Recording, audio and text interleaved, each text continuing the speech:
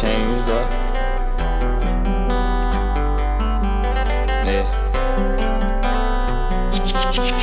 I've been betrayed, but I never cared. Loyalty never changed up. I'm riding with my day, once living on the edge to my day. Never leaving and living safe. Welcome to Dear Chakras, Love Abba. I'll be your chakra guide, Abba Banks. Before I get into what chakras are, I'd like to tell you guys how knowledge of the chakra system has helped me. We are made of energy, and chakras is energy, right? That energy influences the different things that we do and the things that matter to us most, from how we get our finances to how we support our family to the things we do to make ourselves feel better. This show is about guiding people to the leaders that have helped me in my journey of becoming my best self and just doing more with my life and in life. So to no further ado, here is the first video on chakras by Spirit Science to get you guys familiar. Enjoy.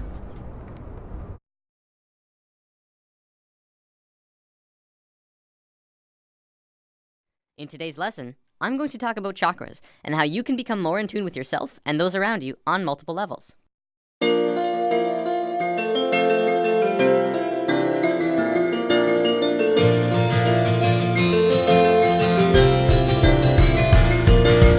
Now, for us to even start to understand chakras, first we have to understand the basics of light and color. If you take pure light and shine it through a prism, the light will break into a spectrum of 7 colors: red, orange, yellow, green, blue, indigo, and violet. We familiarly recognize this as the spectrum of the rainbow, or even more familiar, the basic palette in Photoshop. This spectrum as we know it is the foundation of every visible color. What you might not know about color is that each color has its own vibration. Red has the longest wavelength and the slowest vibration frequency. We recognize this as warm and stimulating. Violet has the shortest wavelength and the fastest frequency, and we recognize it as cool and calming. I don't think I have to describe what happens between these two colors. It's just a frequency change. This basic knowledge, believe it or not, is very important, but we're gonna have to look at some other stuff first. Now, in modern science, we've learned that certain colors can stimulate mental activity, and other colors can calm the mind. We know that we need light energy for nourishing our brain, emotion, physical body, and perhaps more importantly, our chakras. So, what is a chakra? The word chakra comes from the Sanskrit word meaning wheel. A chakra is a wheel-like vortex spinning in a circular motion within the body. This forms a vacuum in the center that draws in energy on a vibratory level. It can draw in anything from color vibration to microwaves to energy and emotions of people that we come into contact with. This works in tandem with the thought realm that we discussed last week, as thoughts are on a vibratory level. Right, so chakras are energy points that run vertically from the top of your head down your spine. Depending on how you look at it, there are 7, 8, or 13 primary chakras, as well as over hundreds of smaller, less important ones that are just scattered around the body. I'm going to cover the 8 and 13 later on, so for now let's just stick with the basic 7. Your chakras are kind of like the etheric motor of the soul.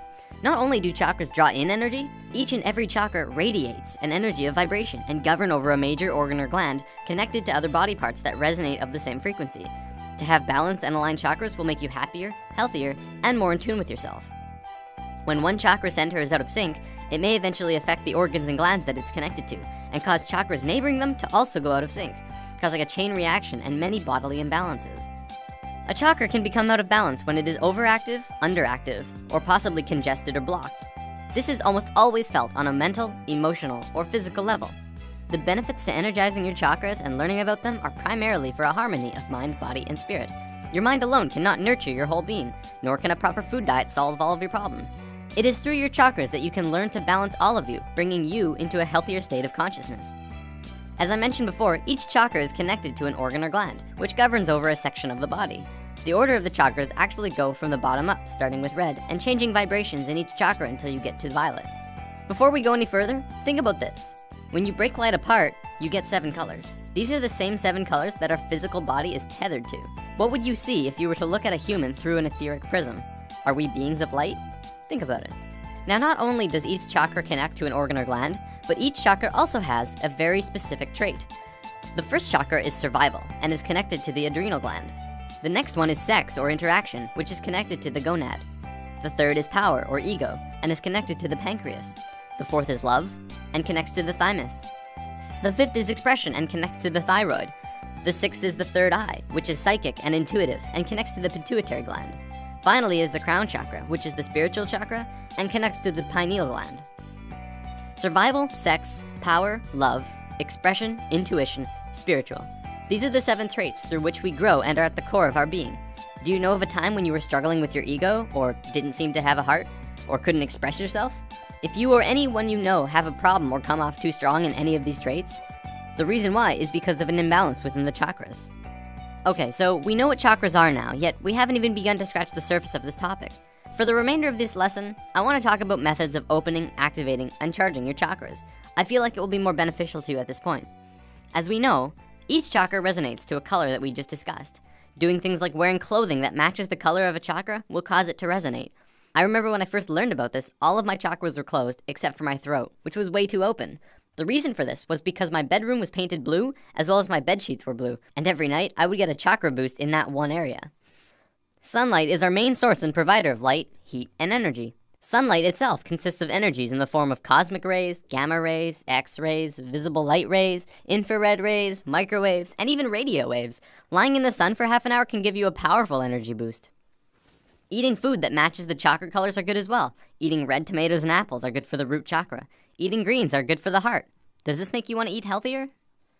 Color baths are a really relaxing way to open a chakra. You can get this organic fluid that you put in your bath, which changes the color of the bath. You can just lay back and relax and get an energy boost from the water itself. Finally, and this is the best way to open your chakras hands down, go get Reiki. I kid you not, it is the equivalent of spiritual surgery. You lie down and become super relaxed. A Reiki master will then individually go over all of your chakras, opening the ones that are closed and aligning them. See, Reiki masters are people who have had spiritual training on seeing your chakras. Yeah, they can actually see them through the third eye. They learn to move energy throughout their body and connect it and flow it into yours. It's a very amazing process.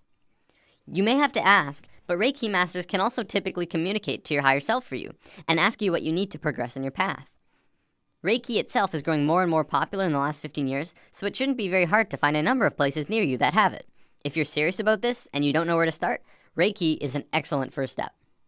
Medical science has proven that toxins and impurities, including negative thoughts, chemicals in our food, and other pollutants can influence the body. If these are consistent, chakra imbalances can manifest, which may eventually affect us on a mental and physical levels.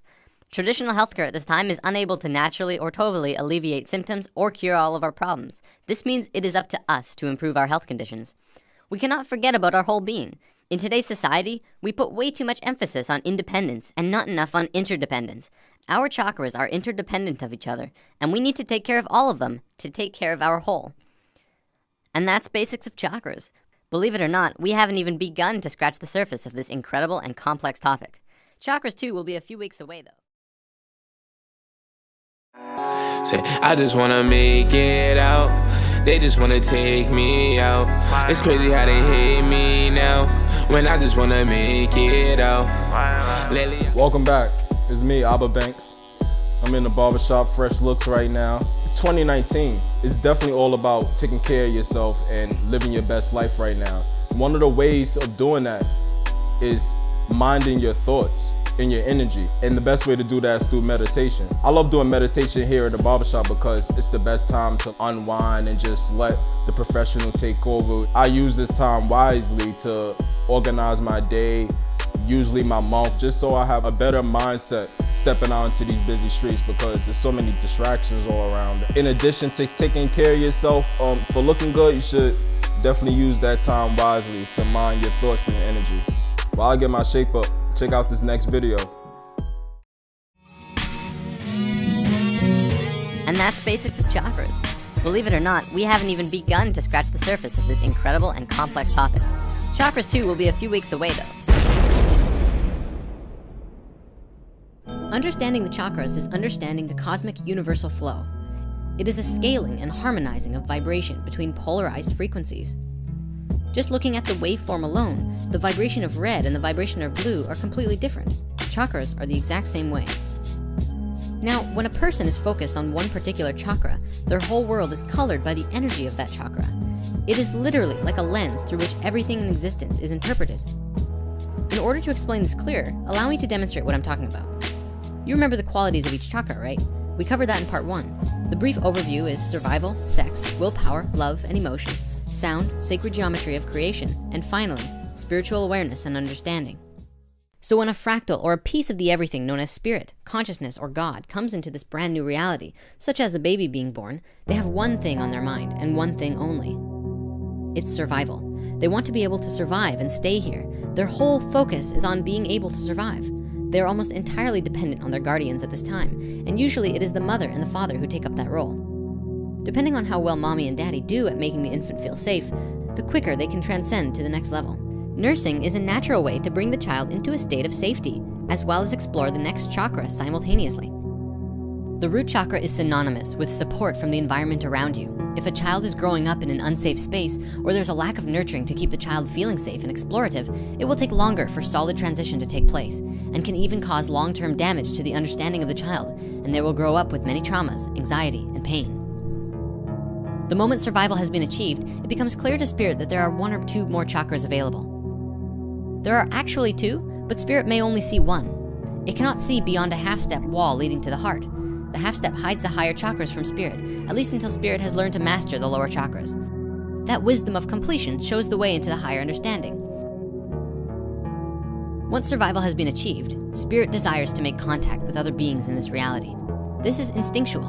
When you're a baby, that's usually interpreted as making contact with your mother and father. It is one of the youngest and earliest actions compelled by the sacral chakra, and it is sexual in nature. As you get older and your sacral chakra matures, the desire for contact shifts from the innocence of support from your mother to a different form that I'm sure we're all aware of. The essence of the sacral is to reach out, locate, and make contact with the life that exists in the world around you. At a young age, it covers everything from holding your mother to snuggling a kitty, although it has been in a way programmed out of us by our own media and peer groups. Now that spirit has survived and made contact with other life in the world, the 3rd chakra that is available is called the solar plexus, willpower. Spirit wants to know how things work. What are the laws of this new world? How does gravity work? How do you do things? Using your willpower, you try and control the physical world, picking up toys and playing with them, moving things around. We're all familiar with the age called the terrible twos. It's a common age when spirit is very interested and full of willpower to want to know everything about the world around it, to test it and see what it can do and what it can't do. The child will continue until it's satisfied in its basic understanding of reality. When you're a baby, you are unaware that there's a change in the directions after the 3rd chakra. There's something we call a half step obscuring the next 4 chakras. The child is not aware of the many more chakra lessons to come, and how much more to life there really is. The child is oblivious to it. On Earth, even when we become adults, we may still not know that there are higher centers in the body. Much of this world is still living in the first 3 chakras, but that is changing fast. Mother Earth is waking up. I walk out just to get to the bag. That's groceries, yeah. Like to y'all, ho, you don't know me when you see me in the street. Welcome back to Dear Chakras Love Abba. I'm Abba Banks. I'm enjoying the beautiful weather here in the city. It's the start of spring, and it's that time, the perfect time to take care of yourself. So now that you guys know a little bit more about chakras, I'd like to introduce the 7-day, 7 chakras wave calendar. What's in it is a bunch of tools and activities that you can use for your mind, body, and soul to keep you balanced throughout the week. Each chakra correlates with each day of the week. So there's Sunday with the solar plex, Monday with the heart chakra, Tuesday with the root chakra, and so forth. I have what I call chakra checks. It's a list of questions that you ask yourself to basically address where you are energetically at that moment. In addition to the chakra checks, there are the activities that support your chakras, such as meditation, yoga, and dieting. Also, the chakras correlate with planet Earth, exactly how it correlates with our body. So the same way we have 7 chakras, the Earth has 7 chakras. So I created this guide in hopes of inspiring and motivating many people like myself to go travel and connect with the Earth. It features different tips that'll help your chakras, as well as the information you need for travel to get there, like the currency, the customs. Both of these are available to you through my Instagram. You can follow me at Dear Chakras Love Abba. And you can also connect with me on LinkedIn via Abba Banks. And other than that, check out this next video by Spirit Science on chakras. The egg of life, the original 8 cells of the human body, a form that takes place shortly after conception. This particular biological cell division is important because the body coming into form is perfectly and evenly divided into the 4 elements: with a yin and yang of each, giving you 8 perfect spheres. These spheres each contain a fractal of the whole, each representing a core aspect of the various parts of the human spirit, as represented by different body parts. These 8 spheres become the first physical representation of the complete 8 chakra system, of which from root to root connects the physical energy of the earth through the body to the higher awareness of the unified field and its infinite connections to everything. The 8th chakra is the root of the next world, connecting you with your eternal self, beyond the limits of the physical body. And as with the heart, a half step hides this portal for those who have reached the higher centers.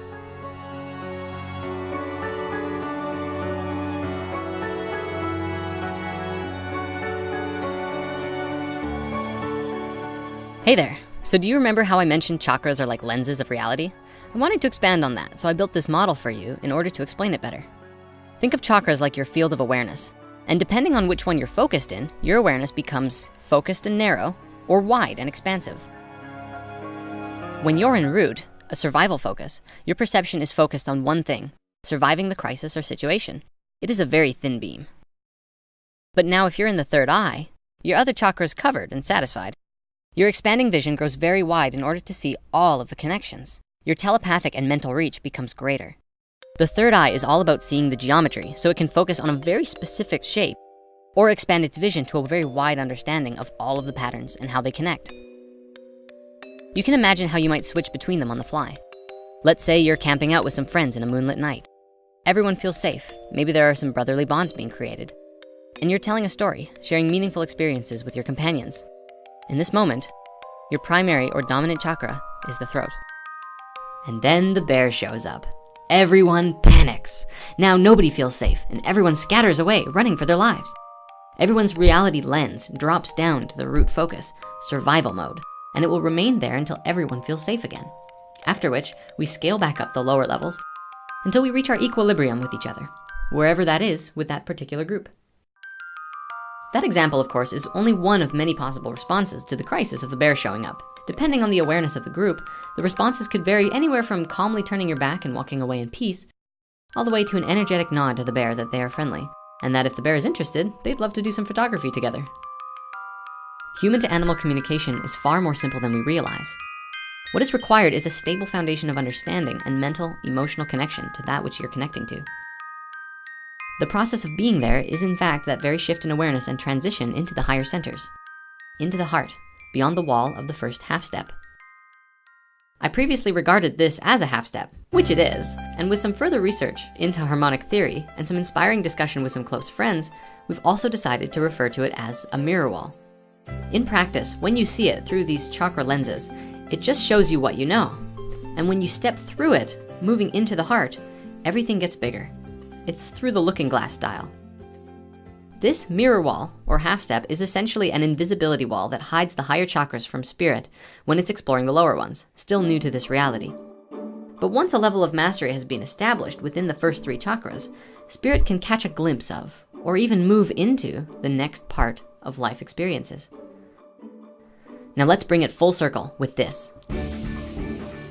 What we're looking at here is the human 8 chakra system, the primary chakras or nodal points running up and through the body. Human energy, from sexual to electrical, moves in the pattern you see here.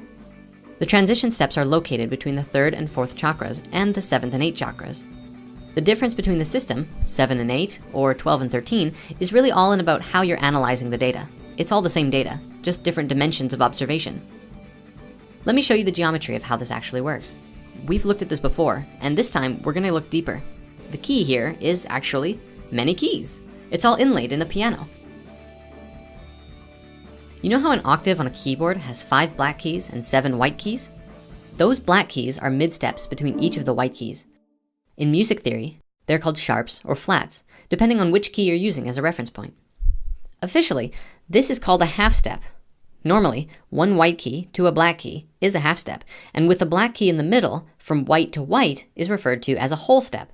However, when it happens between 2 white keys, this is an unusual transition, the less common but still pertinent 90-degree shift in tones throughout the audible spectrum. If you mapped it on a simple wave graph, it might look like this, up and down, yin and yang, between the white and black keys, except for 2 places. The transition that we're talking about is literally a 90-degree turn, the space to where there are no black keys between white keys. If these are all 45-degree turns oscillating to and fro with each other, then these spaces between the white keys are a 90-degree turn. And you remember all about those from lesson 7, right?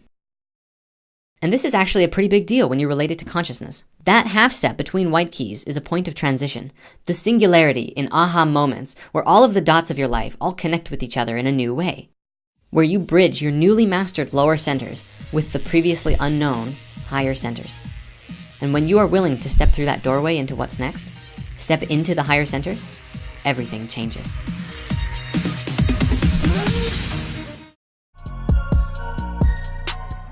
Now that you guys know all about the 7 chakras, I suggest you go out there and live your best life and finesse your energy to the best of your abilities. Remember, you are energy, I am energy, we are all energy. Respect your energy, love your energy, and use it to the best of its abilities. Be sure to check out the rest of the season, episodes 1 through 7, which will correlate with each chakra that goes with each day of the week, following the 7-day, 7 chakras wave. I'll see you guys soon for the rest of Dear Chakras Love Abba. Till next time. The mirror wall or half step is there so that you won't know it until you've mastered all of the lower centers to a certain degree. So for the most part, when you're growing up, you're usually in the 3 lower chakras. You may be in all of them at once, or maybe mostly in one and partly in the others. Or it could be a constantly moving, balanced blend or combination of all 3. This pattern is true of a person, a country, a planet, a galaxy, or anything alive. At any level of existence, this same pattern of movement occurs. Let's take a country like the United States, for example. This is a brand new country in an old world. Compared to other countries in Europe or elsewhere, America is just a baby. So up until the 1950s, the vast majority of people in America were in one of the 3 lower chakras. Not everybody, of course, but most people. Their biggest concerns in life revolved around power, money, materialism, houses, cars, sex, food, especially with survival aspects, making sure they stored up enough money to feel secure. It was a really materialistic world, but something happened. In the 1960s, the act of changing one's consciousness began to rapidly alter what was thought to be normal.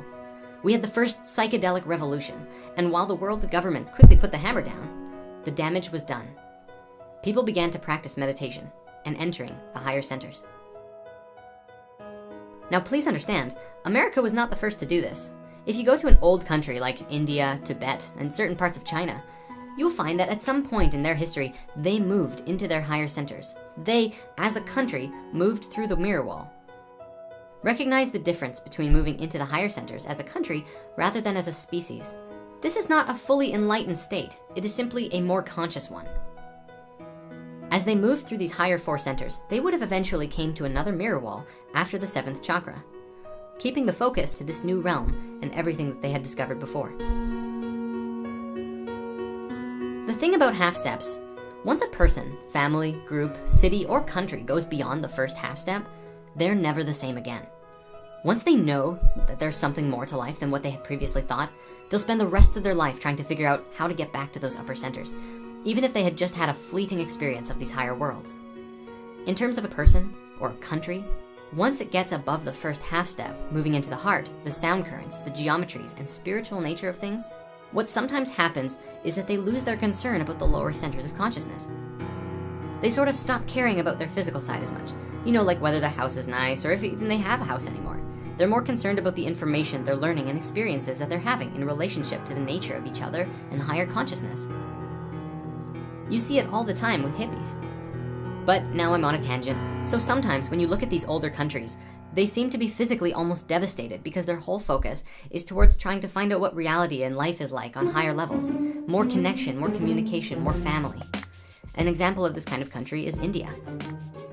Once a country actually moves through the final mirror wall into the 8th chakra together, which is very difficult, mind you, their only concern is what happens after death, the next level of life. It feels to me like this was the case in ancient Egypt. And I want to briefly explain that because it's not what it sounds like. The country wasn't concerned with dying physically. It wasn't a mass suicide. Rather, It was about what's next for everything that they've learned. Branches were created and spread out and expanded and started forming new cultures and new societies with different groups of the world, merging and expanding. Those ancient Egyptians did all kinds of things to understand that process of ascension, death, resurrection, moving into the next levels. So much so that they had a 24-year preparation followed by a powerful dose of psilocybin, and into the king's chamber of the Great Pyramid they go for 3 days and 2 nights. Their primary purpose of doing this was to find the doorway and enter into the higher worlds, and then return to Earth, the physical reality, and show others how to live life with awareness and love, and how they too can move into the next levels of life.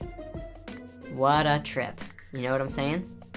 So, wrapping up this segment, you can see how this pattern applies at both a level of the individual as well as the level of a country, or even how it might apply to an entire planetary populace.